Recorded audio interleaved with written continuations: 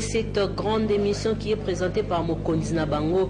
Alors Virginie Manganga, mais avant tout, oui, moi ça nous autres gagnant.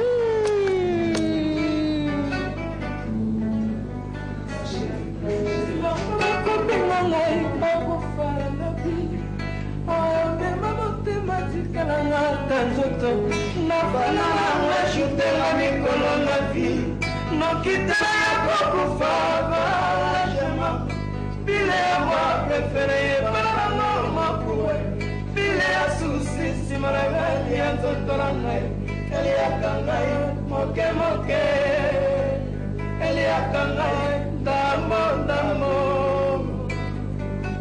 chéri nanga no keto pete chéri nanga no keto tamu komisanga sikana lingotoyui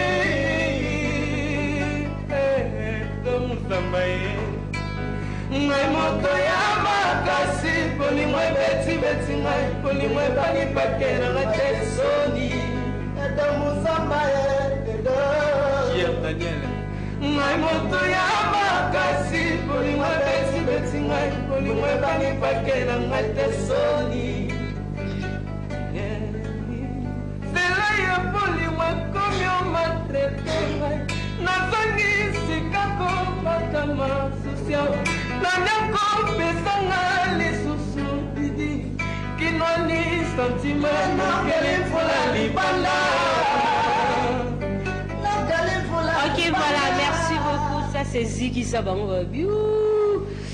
On a tout mélodie à Jésus de Kunga Nena Baraba Sangana Baya groupe Ferrego Nzambe en Kunga Jésus de Niance.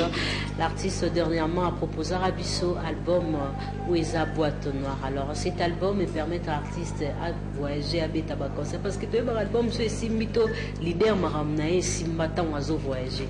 Ils étaient leaders au Beta au Matete. Au Nino Bakongo Kindarate, Razo Kindarate.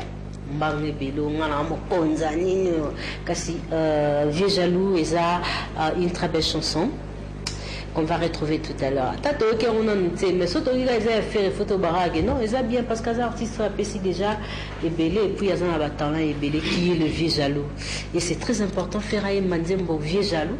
On va retrouver ça. On va faire des commentaires tout à l'heure. Matem Naembi auteur Naza concerné et public les a déjà ciblé. Ciblé qui est les jaloux. Non, Ferré, des fois, qui est les jaloux et pourquoi il a chanté cette chanson. Serge Makos, on va aller, sonorisation. Tu as retrouvé clip pour un avis jaloux. Il y aura une minute, c'est quelques secondes. On y va pour faire plaisir. On a 00 William Mouché Nazolanda Bisso parce qu'il y a une émission, la rata l'émission. On y va. Ok, voilà. Wow! C'est non, ça va trop. Il y a trop dans le monde. Quand est-ce que l'intégralité de la chanson on a média, le single n'est pas encore commercialisé, mais je pense médiatisé. Seulement cette chanson les a médiatisés. Alors, bonjour. Bonjour. Voilà, on a une mission à faire à mettre au bandana Garçon Plaisir parce que maintenant on peut ce programme, il y a groupe. Voilà. Faire à ça, hein? Oui, donc la minute sur le nom de ça ça déjà sur la minute chanson en haute. Les jaloux. On a un matin à l'émission, on a une émission, les gars patron va le voir mais c'est prépare dans la place donc toujours un temps il y a le bar à sauter tout ça là qui il y a moi les CD donc au tal vraiment niveau ya clip tout ça il a invité de Boulanga Bachar va clip à Boyi non on a Tumboli trop dans Nzembo Vieux Jaloux donc au tal niveau l'artiste Jésus de Nuance Mystère Love donc on ça dit vraiment clip mais au sentir vraiment que Nzembo na un scénario donc kitoko quand on a une barre là ça on a un Vieux Jaloux.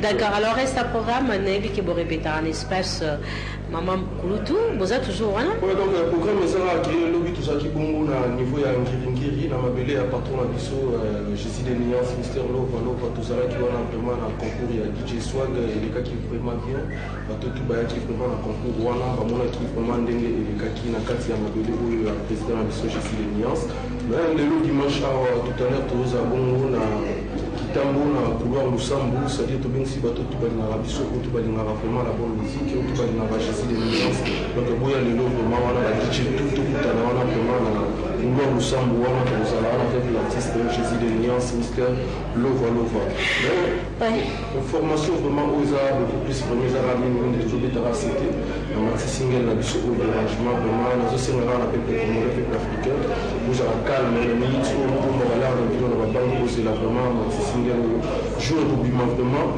boyoka bachanson oyo lokola bave jaloux boyoka vraiment niveau oyo l'artiste Jésus de Niance ayembi nzembo oyo eza pour la deuxième fois ayemba vie donc ayembi ma vie na ye mobimba na surtout yembaka na kiliva vera ayembaka mpe vie ya mobali ndenge ezalaka mais toujours ma ayembi vie na ye donc chanson oyo eza bachanson moko oyo ekoleka identité ekotikala vraiment ndenge bamakoko kwanga etikala ndenge bakiliva vera etikala donc bafanatique na biso kozela yango vraiment na motema kofungwama bino boyebi ya biso. Merci beaucoup. Alors, on peut clôturer. Donc, ce qui s'avère quand on a signaler la fanatique na biso pour la répétition na biso toza toujours na une 2 3 ça va toujours mardi vendredi to ben sila bato to balinga na biso to balinga la bonne musique to balinga ba Jésus de Niance donc boya on a vraiment la gospel muntu ba edo muzamba to kutana na vraiment ndenge ça va toujours pour la pesa kana mbote na pesa mbote pa ya vena na yuli musheni le véritable code ya mboka sika zali na pesa mbote Chikombenza Mirador Pierre Petit na français azola. Merci. Alors Topesi parole na guitariste Bino. Bonjour. Bonjour. Voilà, Guinée. Bonne. Je vais bien par la grâce. D'accord. Déjà, vous annoncez album Ozoya. Ozoya, dans décembre, titre Dérangement. D'accord. Donc, dans notre vie quotidienne, Bundaraka. Raison pour laquelle artiste Alingi a été à travers le titre et puis à travers ce bel œuvre au Salaka. Donc, en tout cas, j'ai les hommes à bien m'accasser. J'ai une musique, j'ai des nuances, façon comme vous mettez l'amour et sauter bas niveau. Donc, comme un niveau extraordinaire. Alors, ils ont une musique qui m'a fait au Landamo, on a beaucoup de bandes, pour tactique des gens, on a des clip et puis la composition et critique, en tout cas, ça n'a rien à voir avec votre mort. Devise n'est pour régresser, progresser toujours les bousseaux. Il y a toujours bien titre, il y a clip, il y a kitoko, il y a vieux jalou, il y a toujours bien tumbana, il y a gola, il y a pende, il y a mona, ils ont œuvre comme le côté de la montou pour les raisons de la seconde le barisati. Après c'est le côté de la œuvre des ati. Ils ont la dignité, toi la parole, tout ça va blablater à travers toujours ces œuvres. Alors le roi y a un stock de belles œuvres. Alors Nigeria, merci Macao. Après dérangement, vous avez mis sur le bon de qu'est-ce que j'avais dit? Qu'est-ce qu'il avait dit? Qu'est-ce que Ferrego avait dit? D'accord, on va en parler prochainement. Prochainement, je tiens tout d'abord à saluer le véritable Kodamboka Costa Couleur. On a Pessi Mbote, les patrons, Benamou Kende, puis Jigal Djao, la Pessi Mbote, Sika Bazali, puis bon retour à Kini et de Mouzamba. Donc, il y a un état immense, il me reste pas tout le monde. Merci beaucoup. D'accord.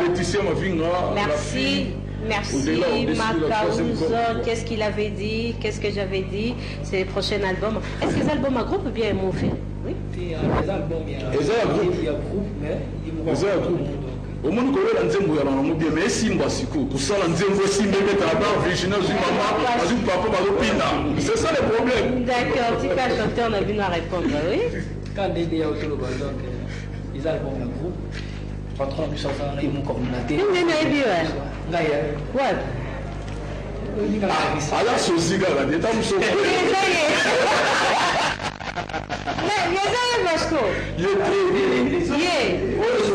La maison mère. Non, Missia, oui. Moi, figure la mission, quand on a le roi sur une année, et là, on a un mouki. Qu'est-ce que c'est au bon opération pour la maison mère? Oh, continue là. Ça fait combien de temps ça n'a pas fait? Oui, ça fait 4 ans. Ah bon? Ok. Alors, il y a mal à nous.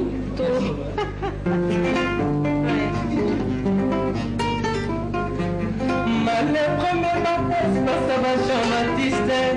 Ma planifère qui n'a pas été là. Pour passage dans les salles, sans aucun clé. Les commandes sont là pour la mettre au sol. Merci. Merci beaucoup, Tonizate. Déjà, la salle ici, on va clôturer dans quelques minutes. Bonjour, Yaya. Ouais. Dès que